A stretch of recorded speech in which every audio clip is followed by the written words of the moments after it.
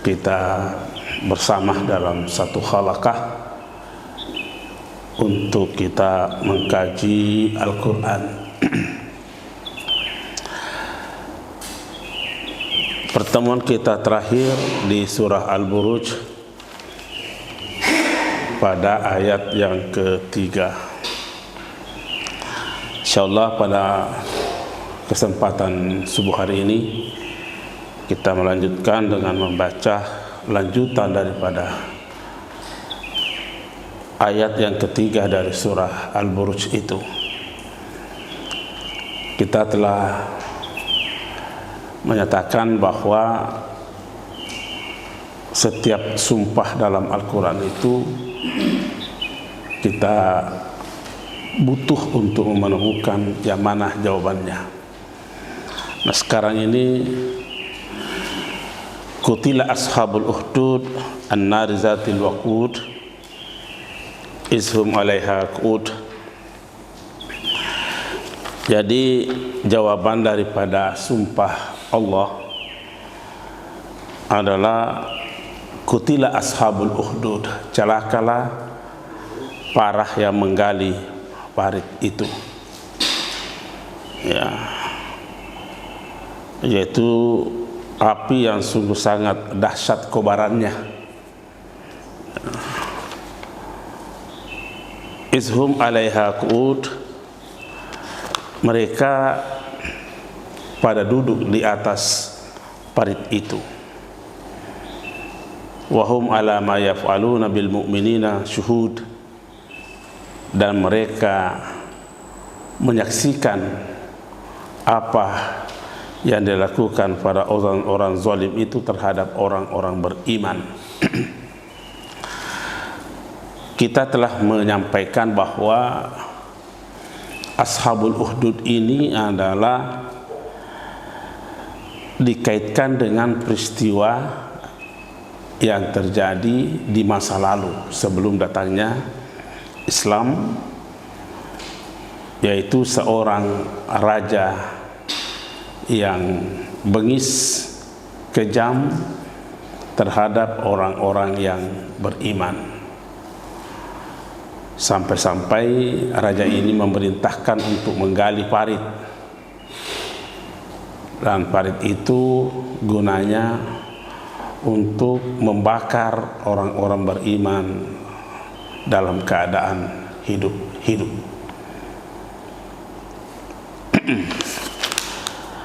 Makanya dikatakan qutilah ashabul ukhdud. Berarti kalau ashabul ukhdud ini banyak komponen yang masuk kategori yang dimurkahi Allah di situ dalam katanya perbuatan itu. Bukan hanya rajahnya. Karena di situ ashab jamak daripada sahibun. Sahibun, ashab. Siapa mereka yang dikategorikan, yang ditegaskan oleh Allah sebagai orang yang celaka adalah yang pertama yang memerintahkan menggali parit, ya, atau membuat parit.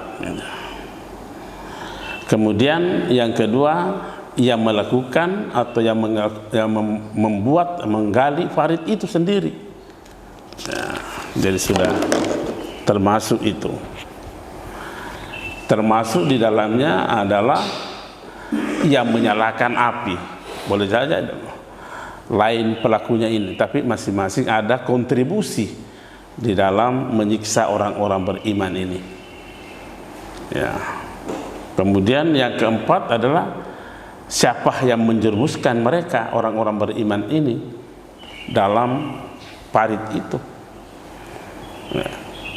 Selanjutnya siapa yang merestui, termasuk yang merestui perbuatan itu, ya. Yang kata merestui ini di situ dikatakan izhum 'alaiha qu'ud. Mereka itu para orang-orang zalim ini ada duduk di sekitar parit itu menyaksikan perbuatan itu, duduk menyaksikan. Setidaknya ada restu terhadap perbuatan itu. Dan memang ditegaskan di dalam ayat itu, wahum ala ma yaf'aluna bil mu'minina syuhuda. Mereka menyaksikan penganiayaan itu kepada orang-orang beriman.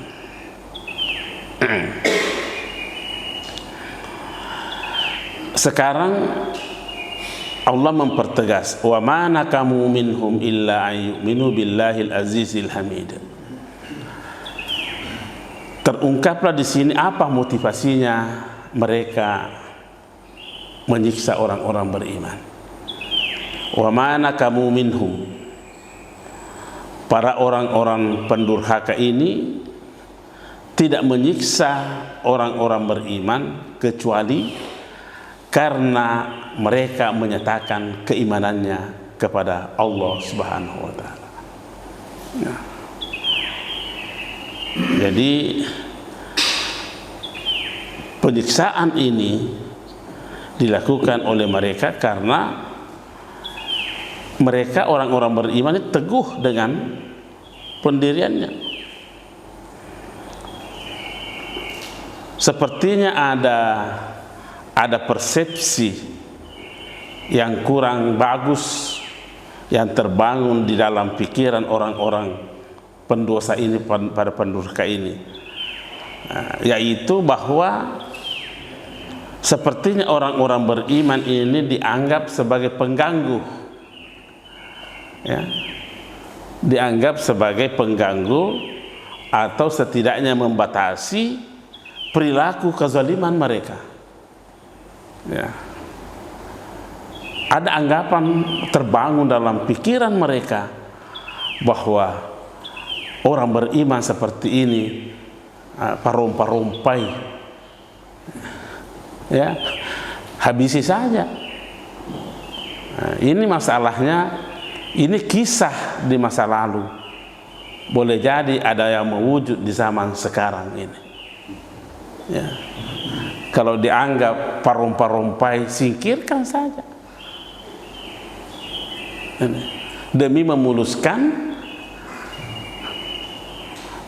yang diinginkan. Dan itu menjadi prediksi Rasulullah sallallahu alaihi wasallam dalam sebuah hadisnya.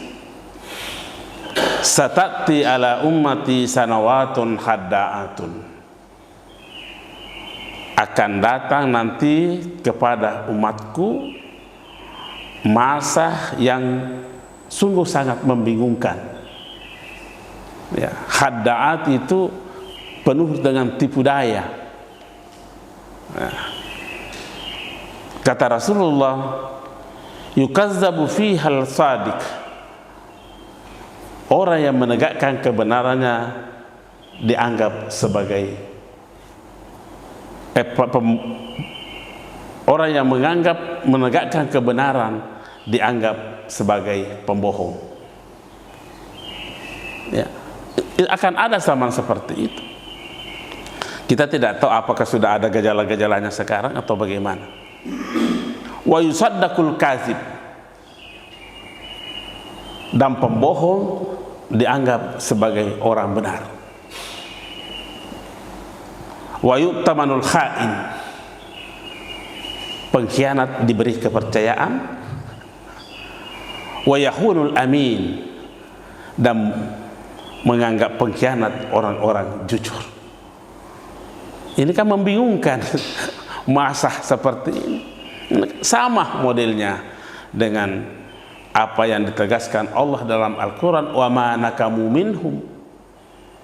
Para pendosa, para orang jahat itu tidak menyiksa orang-orang beriman kecuali karena orang tersebut menyatakan dengan tegas keimanannya kepada Allah.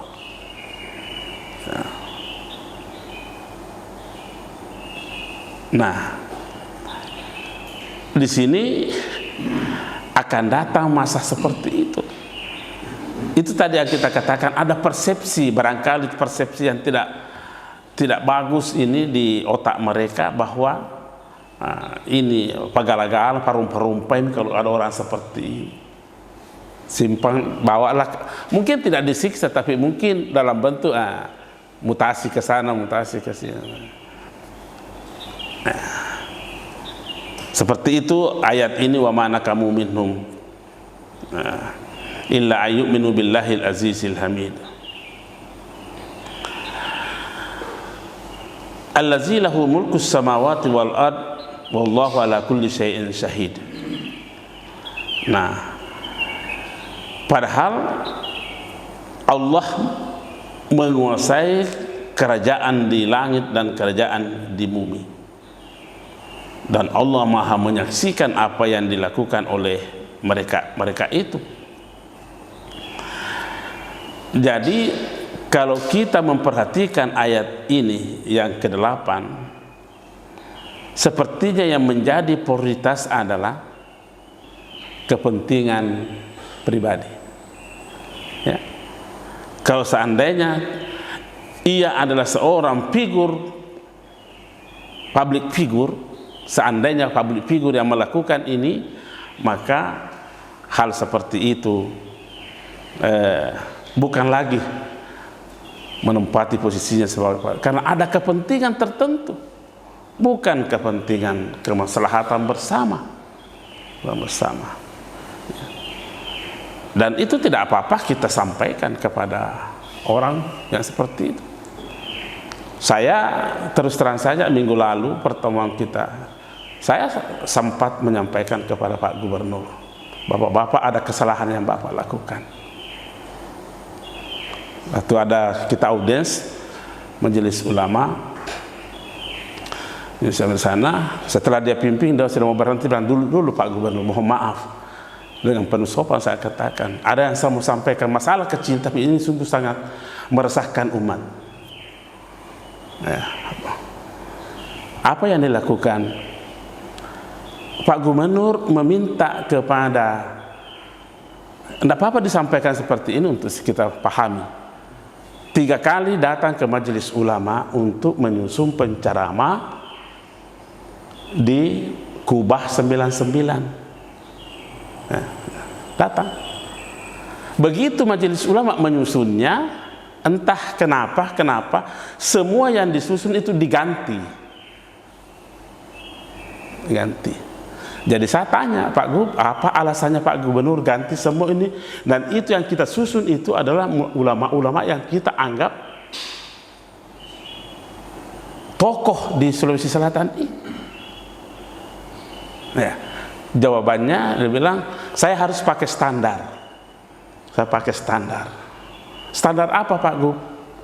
Harus menghafal 5 juz. Apakah Bapak sudah mengetes semua ulama-ulama di sini yang Bapak ganti itu? Masakan yang diganti imam besarnya Al-Markas? Masuk akal enggak itu? Yang diganti adalah Profesor Dr. Galib, dosen tafsir di S3. Semua profesor kita yang memang kita susun, karena ini masjid untuk umat. Jadi kita susun itu semua ulama-ulama hebat yang di situ. Digantinya dengan seperti tanpa konfirmasi dengan kita. Banyaklah ulama-ulama kecewa. Kenapa sampai kami tidak coba pikir, ini kan perbuatan-perbuatan seperti apa ini? Saya tidak ada beban untuk menyampaikan ke beliau. Karena ini suatu kesalahan yang saya lihat, bahwa ini sudah melenceng sebagai seorang figur publik untuk melihat pasti ada apa-apanya ini. Tidak benar seperti itu. Saya berikan bukti. Ini buktinya Bapak. Apakah Bapak yang menggantinya atau siapa? Coba. Ini seharusnya nih public figure seperti ini melihat yang mana kepentingan umat. Ya. Saya simpan itu dokumen itu supaya menjadi bukti bahwa Bapak akhirnya begitu keluar ditanyakan siapa tadi orang itu, dia ketua majelis ulama yang membidangi fatwa. Kita harus sampaikan. Nah, kalau umpamanya dibenci, ya dibencilah, tidak ada juga urusan. Saya selalu berprinsip begitu, tidak ada urusan dengan Belanda. Yang penting saya sudah sampaikan yang benar. Nah, ini. Sampaikan yang benar. Bapak salah. Nah, saya tidak apa ya, mungkin penyakit saya itu. Semua gubernur yang saya dapat di sini sudah pernah saya sampaikan semua di depannya kesalahannya, termasuk Amin Syam, termasuk Syahrul Yassin Limpo. Kalau ada yang saya anggap salah, saya sampaikan, Bapak salah seperti ini. Dan mereka mau menerimanya. Supaya apa? Jangan ini terbentuk hal-hal yang tidak diinginkan di kota kita ini. Ya. Boleh ditanya Pak Amin Syam, saya sampaikan di dalam forum. Ya, mohon maaf, saya minta maaf juga, mohon maaf Pak. Ada yang seperti itu, termasuk Pak Syahrul, boleh saya katakan begitu. Ini lagi. Ya, saya sampaikan kalau ada yang kurang bagus. Nah, supaya tidak ada kesan-kesan yang lain. Ya, tidak ada kesan-kesan yang lain itu terlibat pemetaan umat. Satulah. Nah, memang karena ini ada hadis Rasul, sayati ala ummati sanawatun khadda'atun. Ya. Kalau kita mengedepankan kepentingan umat, mengesampingkan, kalau bisa hilangkan itu kepentingan golongan dan kepentingan pribadi, kita kedepankan itu, maka tidak akan terjadi wa ma nakamu minhum itu. Nah, sekarang ada dua sifat Allah yang disebutkan di sini, Aziz dan Hamid. Sebagai seorang yang memegang kekuasaan, ya, karena ini kan bicaranya tirani, ini ayat ini berbicara menyangkut masalah tirani, yang seorang raja berbuat sewenang-wenang kepada rakyatnya karena ingin mengembalikan kemusyrikan mereka. Nah, Allah di sini mencantumkan dua sifatnya, yaitu Aziz dan Hamid. Nah, yang dikaitkan dengan wa ma'ana kamu, mereka tidak menyiksa. Ada kesan bahwa boleh jadi orang yang hanya memiliki sifat aziz tapi tidak ada sifat hamidnya, ini gampang melakukan perbuatan seperti itu. Nah, apa itu makna aziz? Makna aziz itu adalah yang terkuat, tidak ada tandingannya, ya. Ataukah dia memberi kekuatan, itu namanya aziz. Jadi kalau sifat ini yang mendominasi saja ini, aziznya selalu menganggap terkuat, hebat, nah, takut saya jangan-jangan nanti terjerumus di dalam wa ma nakamu minhum. Makanya Allah menyebutkan bahwa Allah itu di samping memang maha kuat, Hamidun, sangat dipuji. Itu Hamid, format bahasa Hamidun boleh bermakna objek dan bisa bermakna subjek. Kalau dia bermakna subjek, maka dia sangat memuji umatnya. Kalau Hamidun objek, dia sangat dicintai oleh umatnya. Jadi Hamidun itu bisa lari objek, bisa lari subjek. Nah, jadi selain sifat terkuatnya itu harus mampu mewujudkan sifat hamidnya. Makanya wa ma nakamu minhum, di akhir ayat itu adalah Al-Azizul Hamid, ya. Nah, itulah tadi kita katakan bahwa kalau manusia merasa memiliki sifat aziz saja, tidak dibarengi dengan sifat-sifat terpuji, maka inilah menjadi kelompok ashabul uhdud. Masuk kelompok ashabul ukhdud. Ya. Bukan hanya yang memegang kekuasaan, termasuk orang yang berilmu, termasuk orang yang kaya, termasuk orang yang merasa gagah, gampang melakukan penghinaan kepada orang selain daripada dirinya. Sementara kita sangat memahami bahwa al-izzatu lillahi jami'an. Kemuliaan itu adalah miliknya Allah. Dan wa izzatul mu'minin, dan kemuliaannya orang-orang beriman itu di mana letaknya? Di at-tawadu, yang merendah diri. Itulah kemuliaannya orang-orang beriman.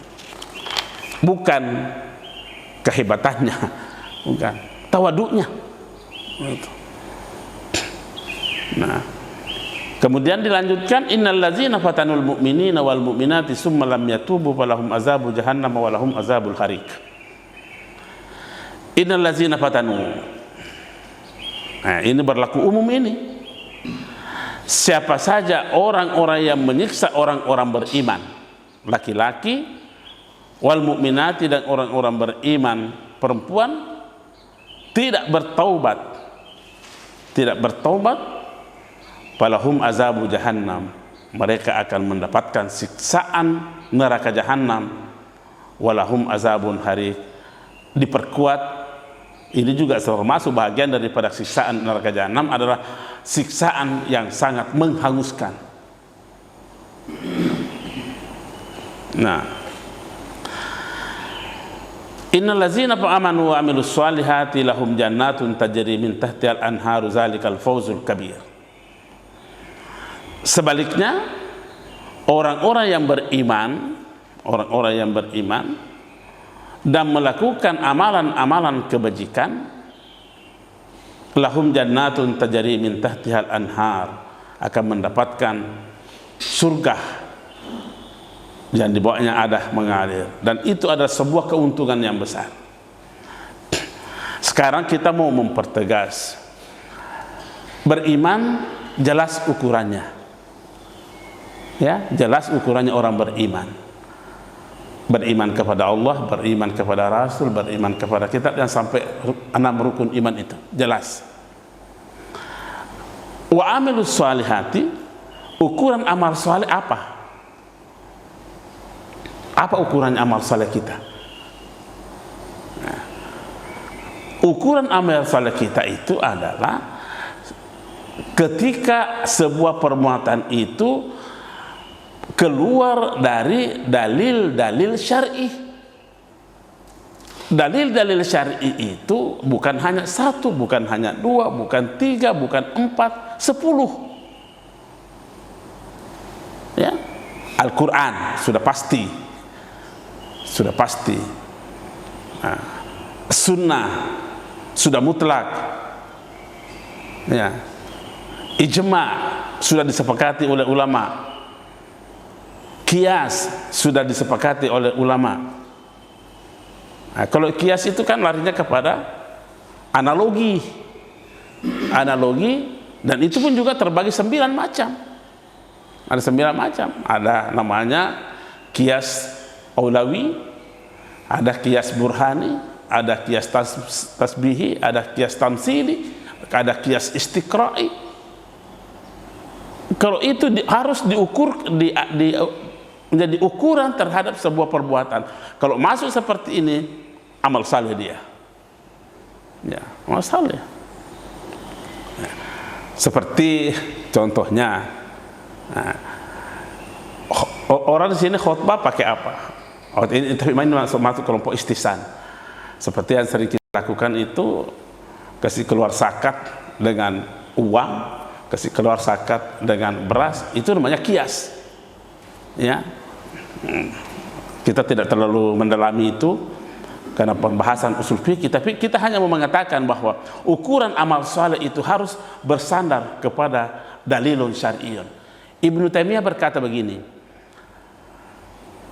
kullu ma lam yadulla alaihi dalilun syar'iyyun semua yang tidak ditunjuk oleh dalil-dalil syar'i maka itu adalah perbuatan sesat. Nah, perbuatan sesat artinya bukan amal saleh.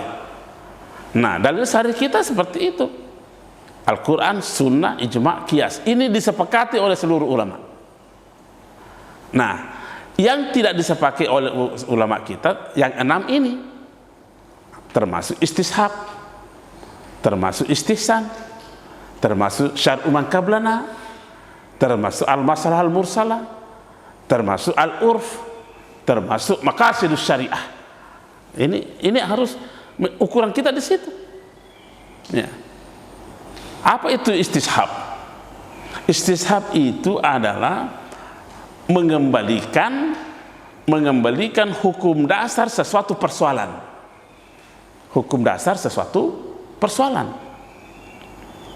Ya. Apa contohnya? Ada yang pernah tanya saya di salah satu masjid, apa hukumnya itu doa sesudah sholat fardu? Ada pertanyaannya begitu. Nah, apa hukumnya? Jadi saya bilang begini, kita pakai istishab. Asal muasal doa itu apa? Ya diperintahkan. Diperintahkan. Nah. Oh begini pertanyaan, dia bertanya begini, adakah dalilnya yang membenarkan orang berdoa sesudah salat fardu? Itu pertanyaannya. Saya bilang salah pertanyaan tak, Pak. Seharusnya pertanyaan tak adalah adakah dalil yang melarang? Adakah dalil yang melarangnya? Karena kita pakai istishab. Istishab itu kembali kepada asal muasal doa itu, hukum itu. Hukum muasalnya asalnya doa apa? Diperintahkan. Nah, kalau diperintahkan jangan cari lagi dalil, adakah dalilnya? Sudah ada, sekarang cari apa adakah yang melarangnya. Itu namanya istishab. Istihsan adalah mencari yang terbaik asas manfaatnya. Apa contohnya? Seperti tadi kita katakan, khutbah yang menggunakan bahasa Indonesia. Pernahkah Nabi khutbah di luar daripada bahasa Arab? Tidak pernah. Kenapa kita mau mengubahnya sementara ini adalah rukun daripada sholat? Oh, kita menggunakan istihsan. Apa istihsan?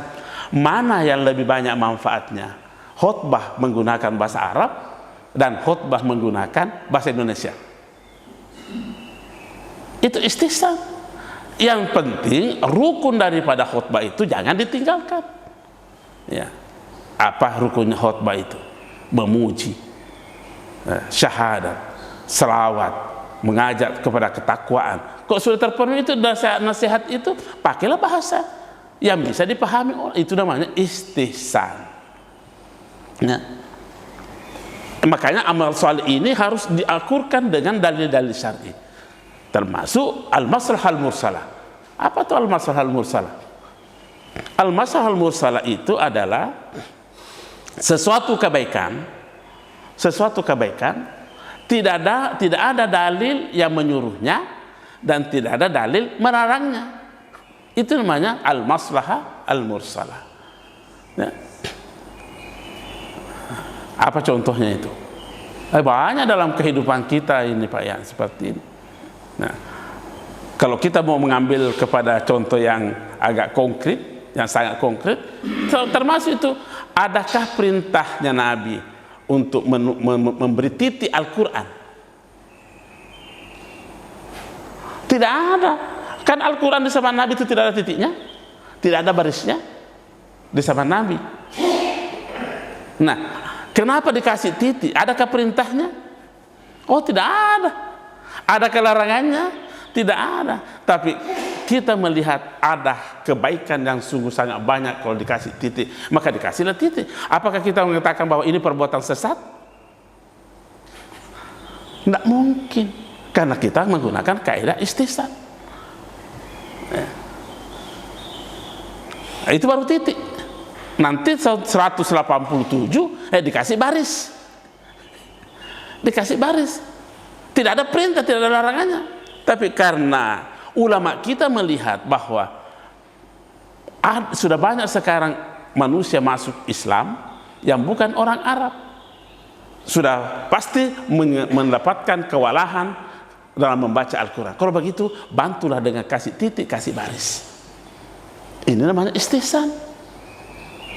Nah, kalau kita mau mengukur dengan ukuran hitam putih, maka kita mengatakan ini bid'ah, karena sesuatu yang tidak diperintahkan. Ya, maka kalau kita menggunakan dalil hitam putih, ini salah, ini bid'ah, ini tidak ada perintahnya. Tapi karena kita menggunakan istihsan, silahkan. Nah, makanya kalau ada yang berkata itu kan yang 6 itu tidak disepakati oleh ulama. Kita kembali lagi kepada kaidah yang disepakati. Ada kaidah yang disepakati bahwa la yungkaru al-mukhtalafu fihi innama yungkaru al-mujma'u alaihi. Ya. Ketika sesuatu persoalan itu menjadi perdebatannya ulama, tidak boleh kita menyalahkannya. Ya. Kecuali kalau yang disepakati ulama itu dan kita meninggalkannya dan kita melakukannya, maka itu baru kesalahan. Apa contohnya? Contohnya yang realitas dalam kehidupan kita ini. Salat yang tidak menjaharkan basmalah, menjadi perdebatan tidak itu? Menjadi perdebatan. Ada yang menjaharkan, ada yang tidak menjaharkan, ada yang sama sekali tidak membaca. Kalau begitu la yungkaru, tidak boleh kita saling menyalahkan. Tidak boleh saling menyalahkan. Seandainya kalau menjadi sepakat, yang sepakati adalah harus membaca Fatihah. Kalau ada yang tidak membaca Fatihah, baru salah, karena itu sudah ijma' al-mujma'u alaihi. Tapi selama dalam koridor al-mukhtalafu fihi, tak boleh satu yang lain saling menyalahkan. Nah, itu al-maslahah al-mursalah. Al-maslahah mursalah itu adalah ada kebaikan, tetapi tidak ada dalil yang menyuruhnya, tidak ada juga dalil yang melarangnya. Nah, seperti tadi saya baca di itu, meresmikan masjid. Pernahkah Nabi melakukan peresmian masjid? Adakah dalil yang menyuruhnya? Adakah dalil yang melarangnya? Tapi karena kita melihat ada manfaatnya, setidaknya bisa menjadi sarana dakwah, istihsanlah, al-maslahah mursalah. Jadi jangan terlalu gampang kita menyalah-nyalahkan orang. Begitu saya tadi lihat, langsung saya terbetik, ada peresmian masjid. Adakah di zaman Nabi itu peresmian masjid? Kan tidak ada. Adakah Nabi menyuruh kita untuk kalau ada masjid resmikan? Tidak ada. Adakah larangannya? Tidak ada. Tapi karena ada al-maslahahnya, ada manfaatnya, maka masuklah amal saleh.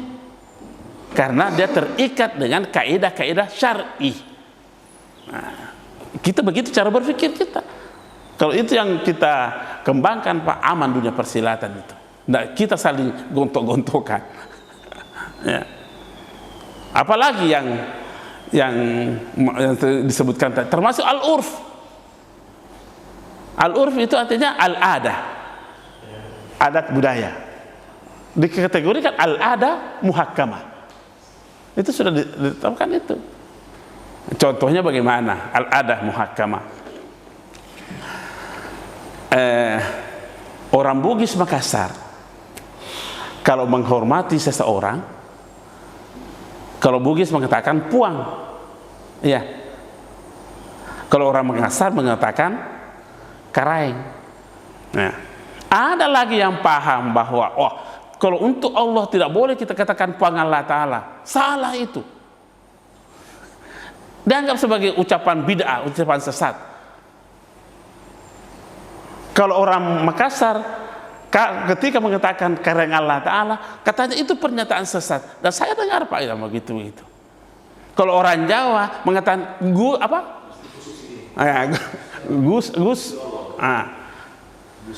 itu budaya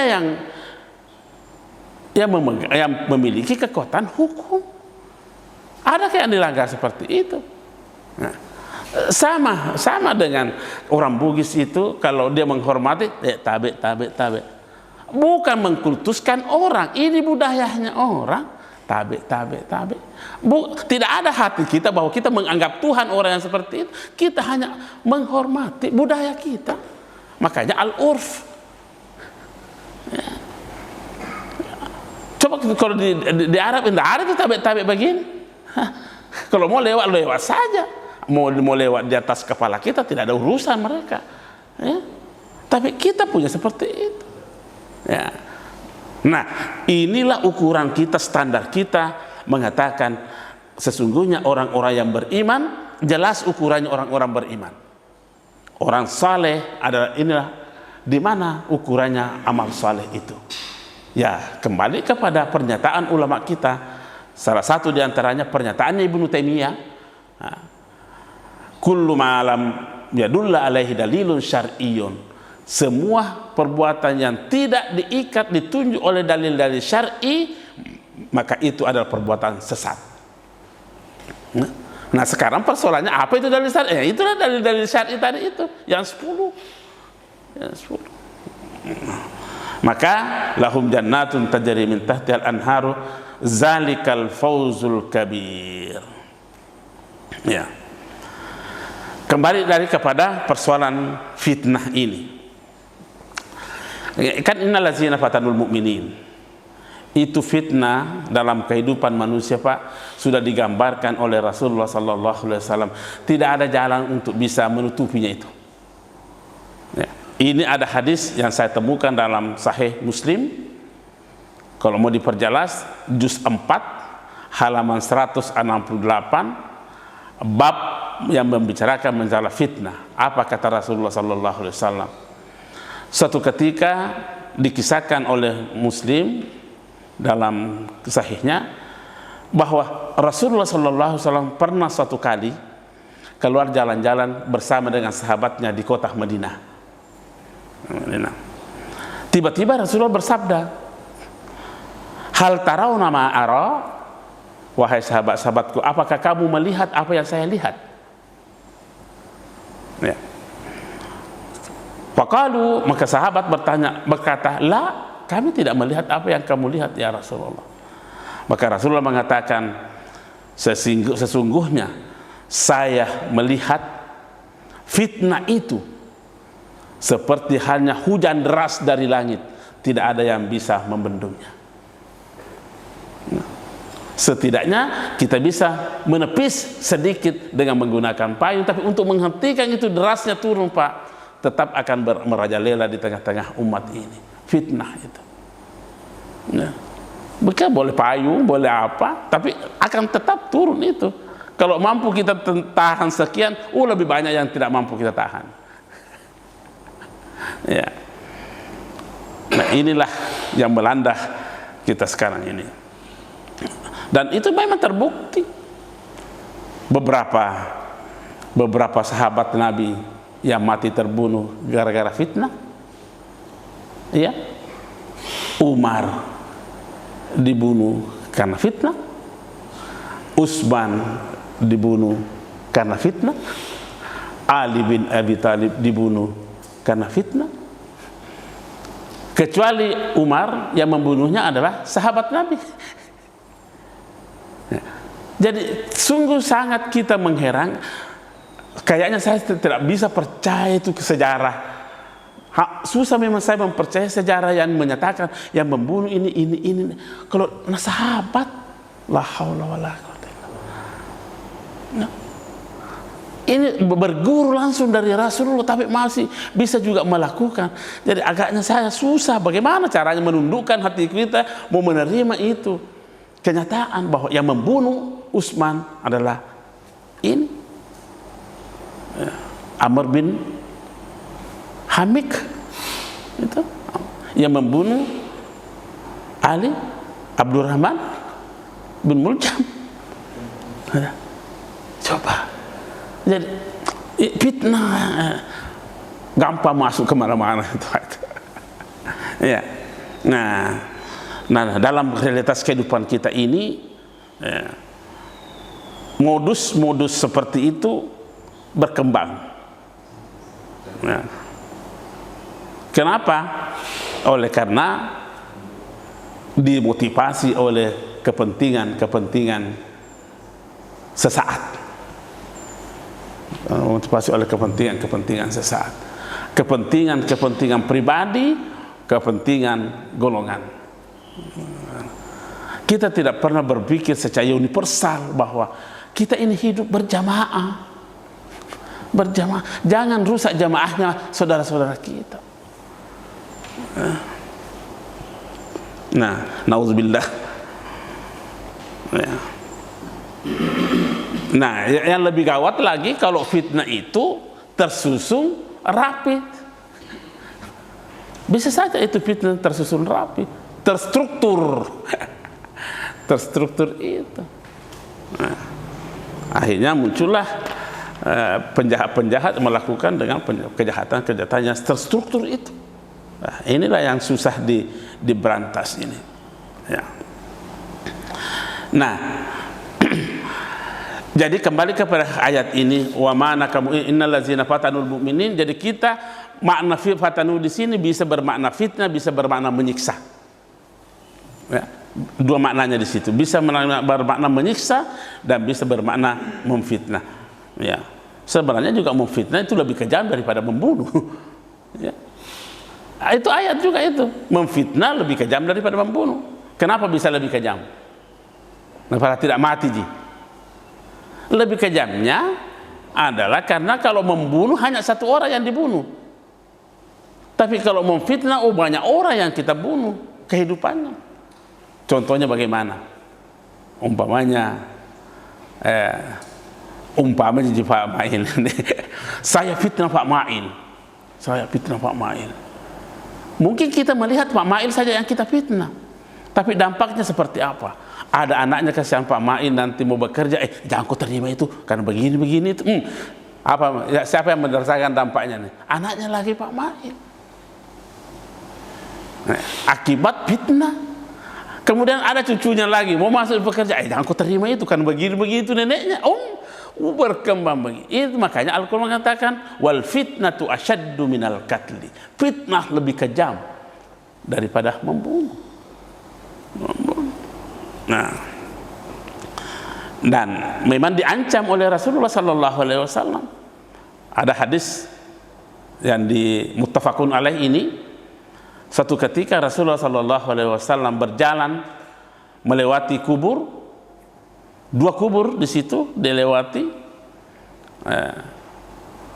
dan mengatakan sesungguhnya orang yang ada di dalam kubur ini sedang disiksa. Rasulullah menyatakan seperti itu. No.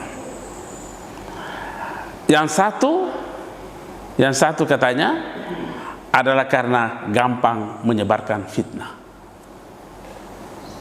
Yang satu adalah karena kalau dia buang air kecil tidak bagus cara membersihkannya.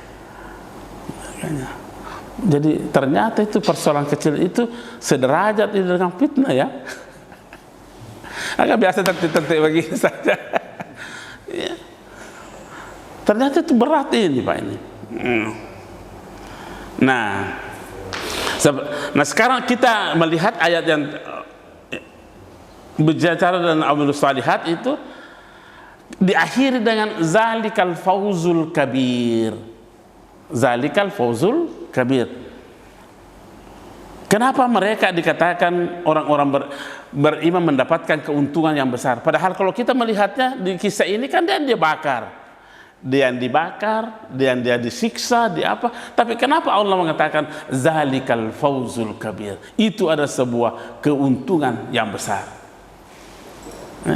Nah, ya memang kalau kita lihat zahirnya, mereka itu dikatakan beruntung karena mereka konsisten memelihara secara terus-menerus keimanannya. Itulah keuntungan mereka. Ya. Kemudian apalagi keuntungannya adalah seseorang yang mampu mengerjakan amal saleh adalah wujud kemenangan. orang yang mampu melakukan sekecil apapun perbuatan amal soleh itu, maka itu adalah wujud kemenangan. Nah, kenapa orang beriman ini mampu bertahan dengan siksaannya itu? Ya, mampu bertahan dengan siksaan karena mereka hanya melihat siksaan itu akan berakhir dengan waktu dan akan mendapatkan kesenangan yang tidak ada berakhir dengan waktu. Ya? Kecuali kalau dibalik, itu baru sedikit susah.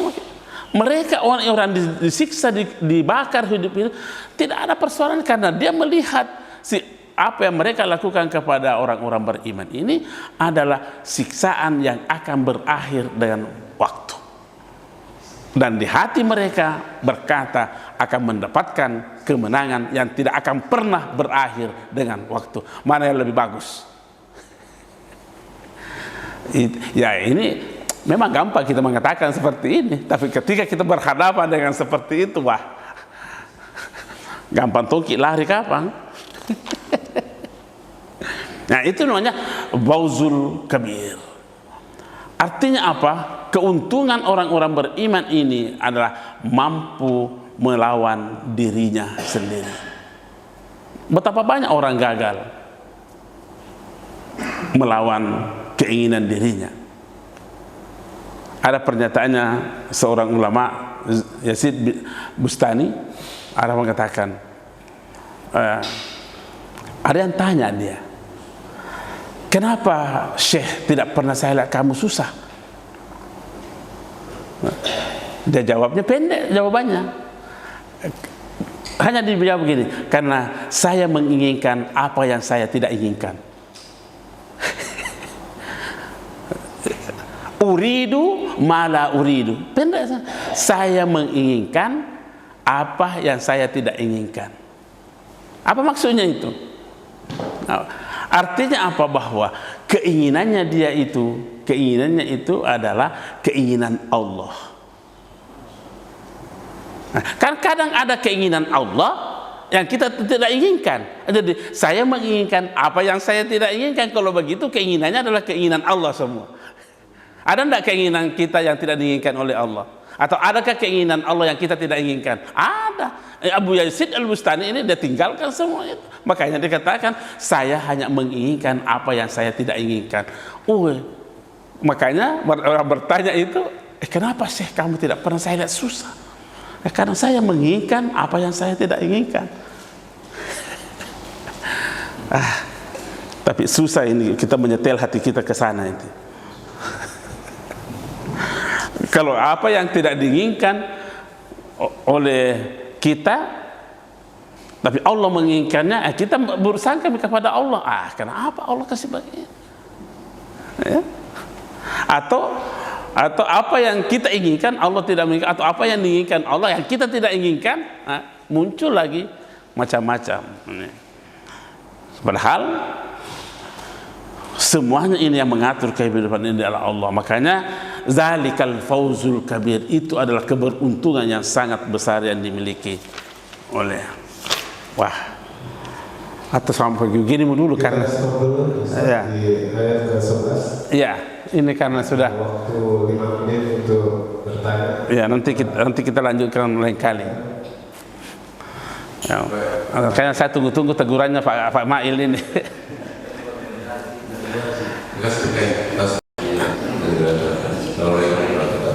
Salam. Menyangkut masalah ayat yang 105 itu sudah Al-Isra. Ya. 105 surat Al-Isra. Oh, ya. Ini yang saya dapat ayat ini di media sosial, cuma dia nggak jelaskan apa namanya suratnya, cuma setelah saya baca-baca ternyata saya temukan di surat Al-Isra. Yeah. Ini biasanya menurut di catatan di WA itu bahwa pada saat kalau ibu itu sering dibaca, yaitu Bismillahirrahmanirrahim, wabil haqqi anzalnahu wabil haqqi nazzal. Artinya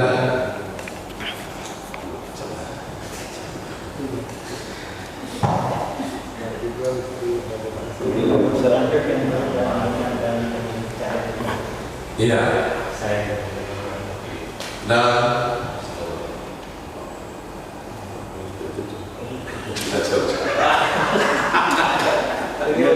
Dan ini kita mata.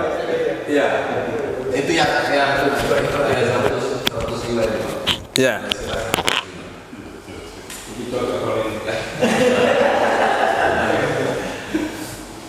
Berarti tidak hidup keluar rumah. Nanti lah coba. Sudah berapa? Ya. Sudah berapa? Terus yang kedua, yang tadi Pak Kiai dengan masalah fitnah, cuma kita mau klarifikasi saja, artinya jangan sampai kita menyebar. Itu pernah ada peristiwa seperti di Malaysia, ada yang meninggal tiba-tiba wapres melakukan kunjungan di sana, yaitu dia melakukan bukan salat jenazah, dia melakukannya semacam rukun dan sujud. Itu saya tidak jelas apakah betul beliau atau bagaimana dia sampai jadi fitnah. Oh, satu kali itu Ya, jadi begini, itu juga menjadi keresahan saya pertama saya lihat, kaget kenapa begini. Begitu datang intel dari Jakarta, saya langsung tanya, pasti Bapak tahu ini masalah ini, tidak mungkin Bapak ada, jangan ditutupi. Dan coba kita anunya, lain benderanya yang dipakai menutup itu jenazah, lain dengan negara yang tempat, berarti ini hoax itu. Coba, gampang sekali pakai sekarang. Gampang dibikin. Itulah makanya tadi Rasulullah mengatakan fitnah itu ibarat hujan lebat. Ibarat hujan lebat yang susah untuk membendungnya. Nah sekarang ini mampukah kita membendung berita-berita medsos seperti itu? Betapa banyak Pak fitnah yang menyebar di medsos. Jadi kita kalah ini dengan. Jadi memang tidak menjadi susah Pak. Karena kenapa? Karena lebih banyak orang yang jahat dibanding orang baik. Itu sudah dinyatakan Rasulullah. Sudah lebih banyak orang jahat dibanding orang baik. Jadi tidak susah muncul fitnah Pak. Ya, tak kira begitu. Ya. Yang pertama Apa itu tadi? Surat Isra ayat 105. Wabil haqqi anzalnahu wa la tunasa. Wabil haqqi anzalnahu.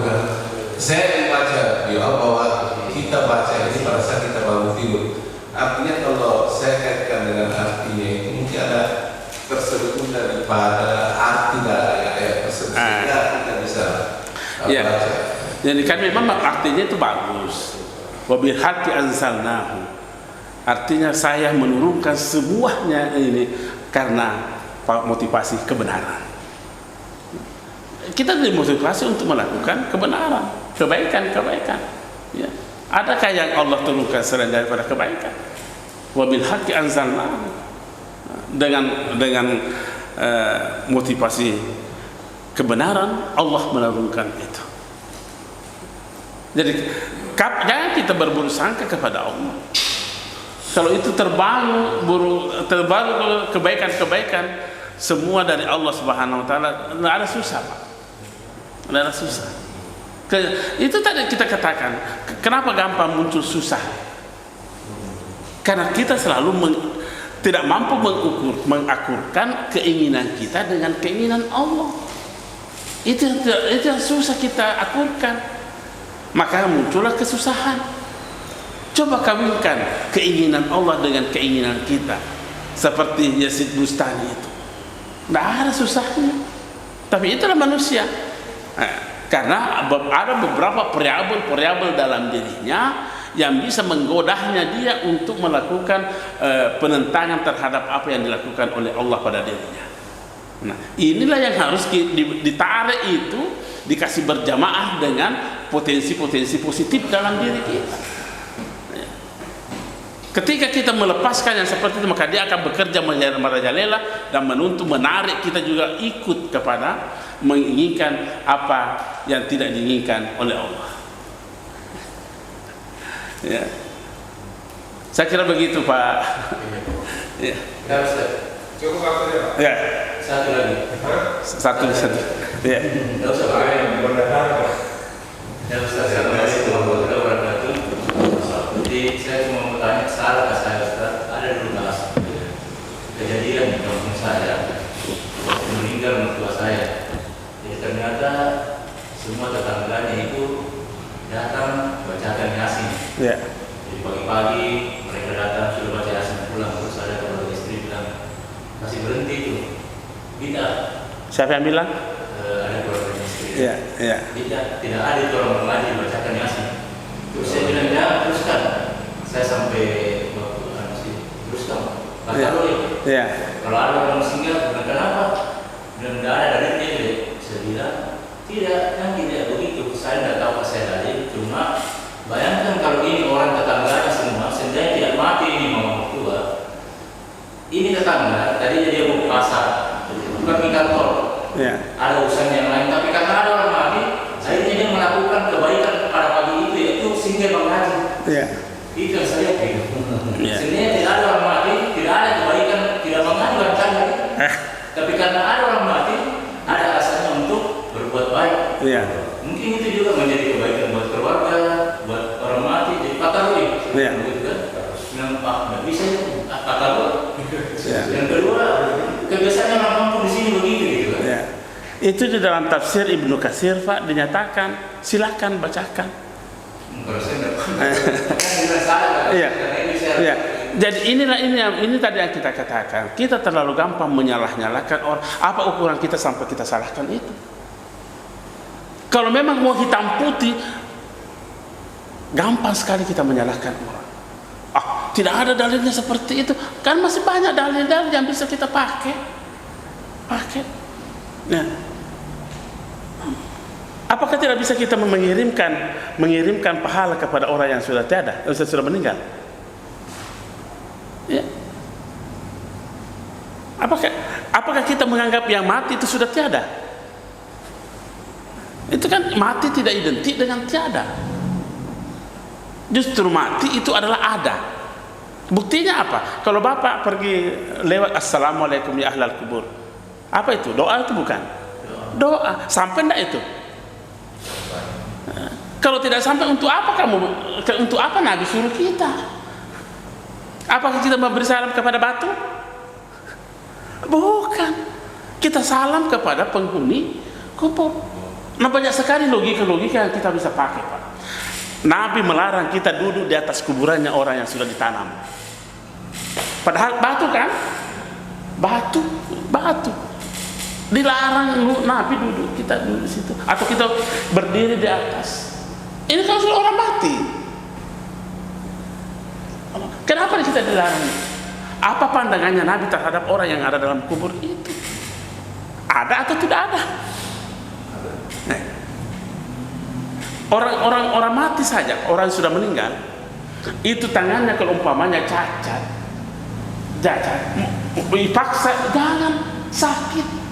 Coba, bahkan sudah mati toh, sudah mati. Jadi perlakukan orang-orang mati itu sebagaimana kau memperlakukannya di masa hidupnya. Siapa yang bilang begitu? Nabi? Apa kata Nabi? Kata Nabi, siapa yang mensyarahi saya di waktu matiku, sama halnya dia mensyarahi saya di waktu hidupku. Saya periksa ini hadisnya Pak 10. Memang ada yang mendaifkan hadis ini, tapi saya berpatokan kepada pendapatnya Taqiyuddin As-Subki. Dia sudah periksa semua itu. Taqiyuddin As-Subki dia periksa, ternyata sahih. Jadi kalau kita pakai hitam putih, ini terlalu banyak yang kita salahkan. Berapa ayat kita, Pak? Cuma 6.000 sekian. Berapa model kehidupan kita? Banyaknya berkembang. Jadi kalau tidak ditambah dengan dalil-dalil yang seperti dalilun syar'iyyun sampai 10 itu, hitam putih. maka gampang kita menyalahkan orang.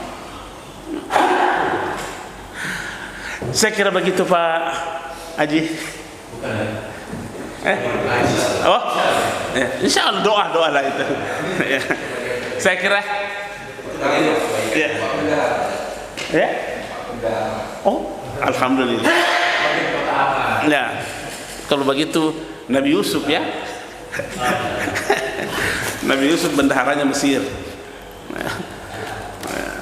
Saya kira demikian, lebih dan kurangnya mohon dimaafkan kalau ada pernyataan-pernyataan tadi yang sempat tidak bersesuai dengan keinginan kita, bawalah sesuai dengan keinginan Allah saja. Sekian dan terima kasih. Wassalamualaikum warahmatullahi wabarakatuh.